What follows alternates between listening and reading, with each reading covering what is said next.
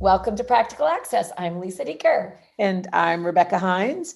And Lisa, it's one of those fun episodes where I have no idea what we're talking about. So why don't you kick us off with today's question? Well, so I have a question, but I've asked my friend Camille Gardner, our friend Camille Gardner, to stay with us one more time, because I want to kick off, how do you get students with disabilities their driver's license? And Camille has been the mom who texted me a picture and said, look, we got one. And I think her story and her journey is just one that we all could learn from. And yet I think it's also one that's really hard as a mother of a kid with a disability to say, are you kidding? This kid is trashing his room and can't brush his teeth and we're going to put him behind a car. So Camille, thanks for joining us again. Well, thank you for having me back. So we would love for you just to share kind of a little bit of your story. And I'll kick it off with, Josh had a life coach and I wasn't going to let him drive. I literally wasn't. And my life coach said, look, if you let your child learn to drive, you have more power over him than anything on the planet. I'm like, what? And he said, yeah. He said, if you tell him that he can't have the car unless he cleans his room, he will clean his room. I'm like, oh. He said, and you want him to grow up? Guess what? Part of growing up is driving. I was like, he's not ready. And I think you and I had similar conversations. So I would love for you to talk about your journey that was even a little more unique than my own. So, I think, I have to say, but, the journey kind of started when Andrew was born, right? I always tell parents when I talk to new parents, you kind of have to think about what the end game is and kind of work backwards. And Angie and I decided when Andrew was born that we were going to treat him just like any other child and provide opportunities to him. And our goal from the very beginning has been for him to be independent. And so that's always been the goal. We've never said, okay, we think he could do anything, but we don't think he can do a list. I mean, we don't really have a list of anything that we say he can't do or he wouldn't, be allowed to try. So that was kind of the goal always. And then, so when he turned 15, he started taking the FLVS class, the driver's ed through Florida Virtual School. And he took the class, and he passed the class. And when he finished the class, I remember the final exam was kind of just like a practice permit test. And I said, well, we shouldn't wait.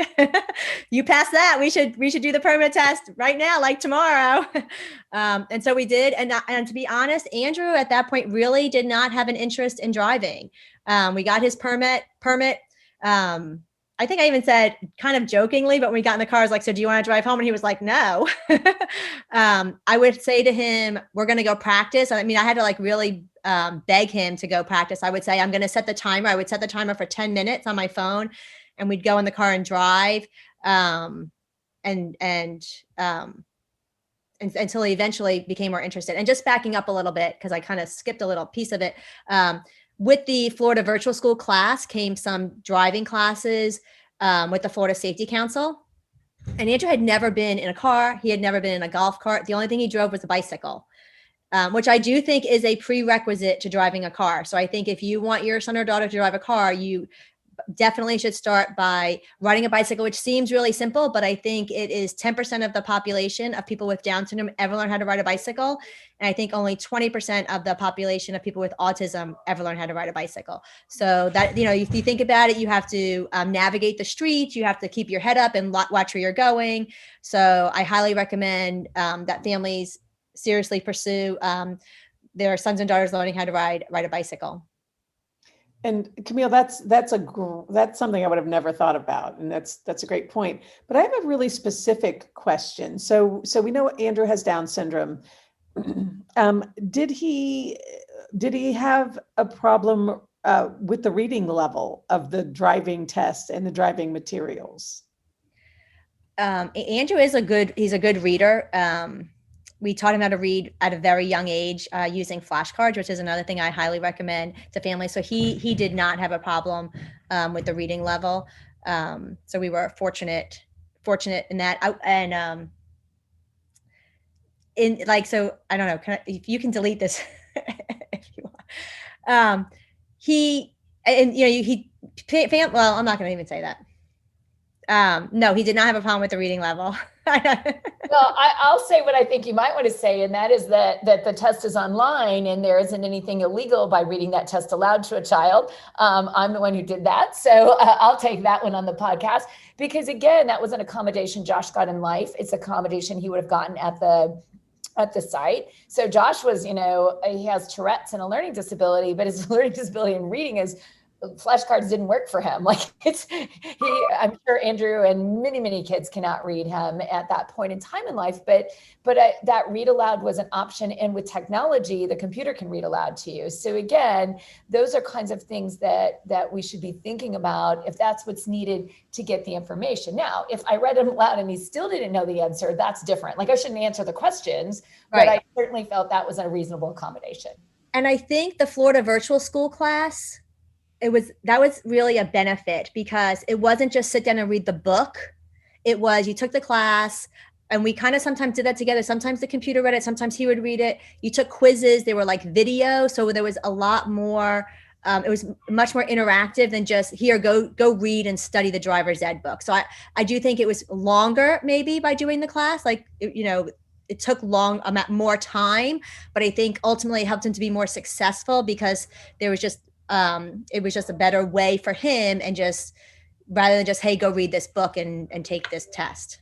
And then, so, that brings up a great point. And I don't know, maybe one of you guys do, but even this idea of, the importance of the actual reading of it really is more so, a functional ability to read for a driver, and being able to read those signs. And so I'm sure as a mom, I am sure you prepared materials to ensure for your son's safety that he, could read and understand those key things that we all need to be safe. Right. Yes. And, so when we went down, after he got his permit and I called to take these classics, I thought, well, maybe it's better for someone that has 2 brakes in the car to practice with him for the very first time rather than just him and I. And so we went down to take our classes at the Florida Safety Council.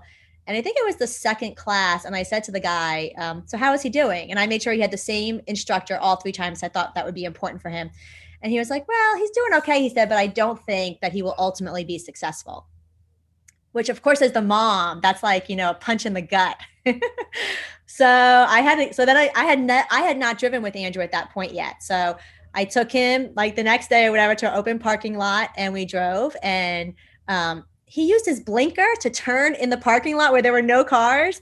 And when I said brake, he put the brakes on. I was like, I don't know. I think he's doing fantastic.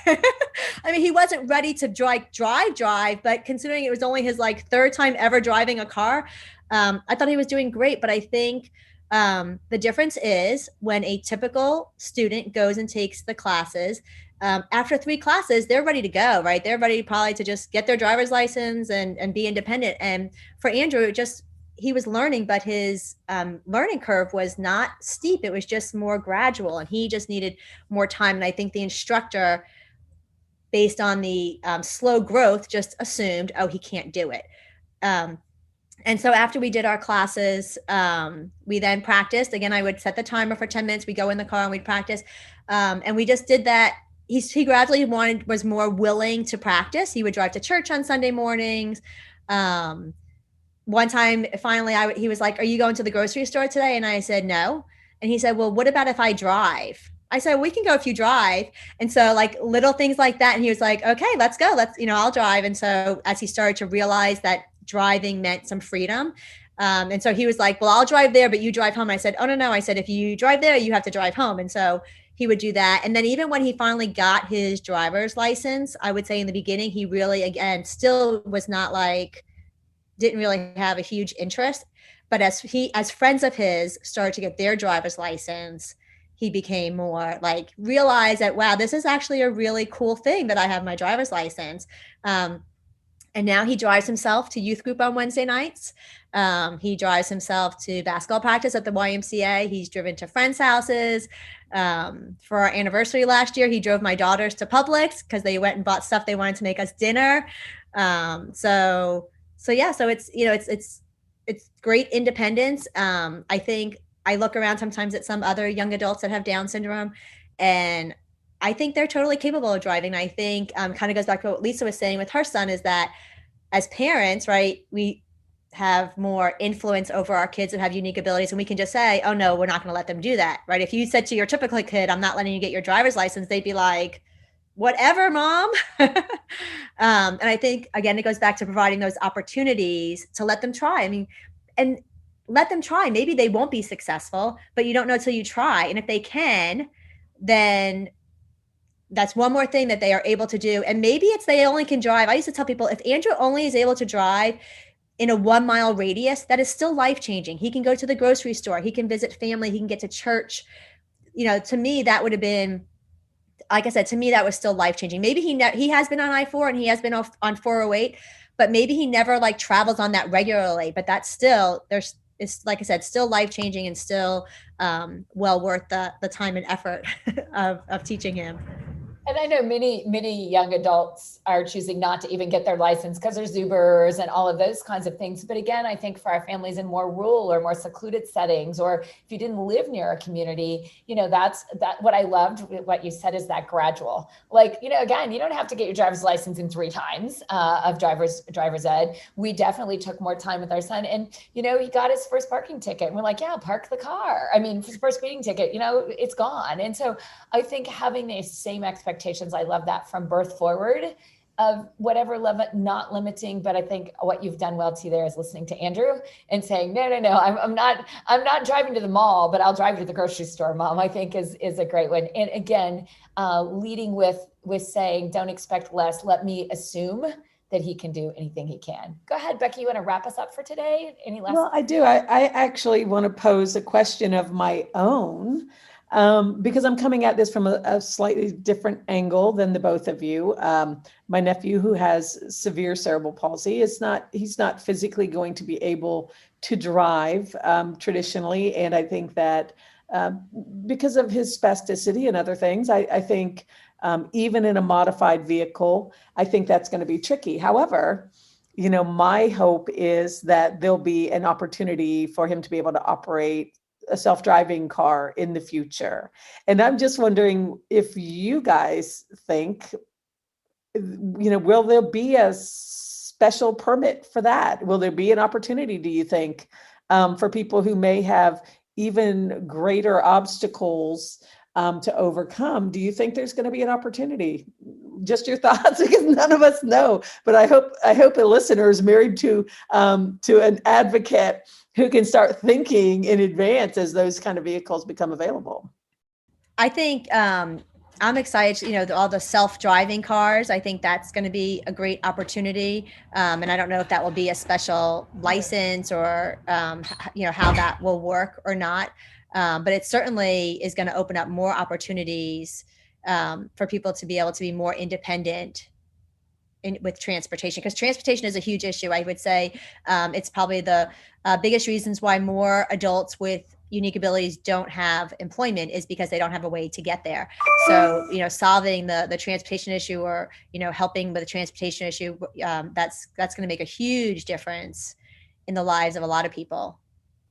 Yeah, and I'll just add that, Becky and I have had the privilege of working with several students who are blind. And we know that, if you're blind, driving is not going to be an option. But I think with self-driving vehicles, I think not only is it going to be probably not maybe a license is my guess, but more of an ability to know that where you're going and navigation. And I think that's got to be a new skill set that we've got to be very clear on, because oftentimes kids with disabilities get, what state and city do you live in instead of where do you want to go? And I think that's kind of been a message in this podcast, is where do you want to go and how do we help them get there? And I think that's what we'll see, probably some kind of here's the apps or the tools to say, I want to go to the store versus the mall versus the youth group. I think that's what we're currently missing sometimes, is that power of choice and that power of voice that goes with choice.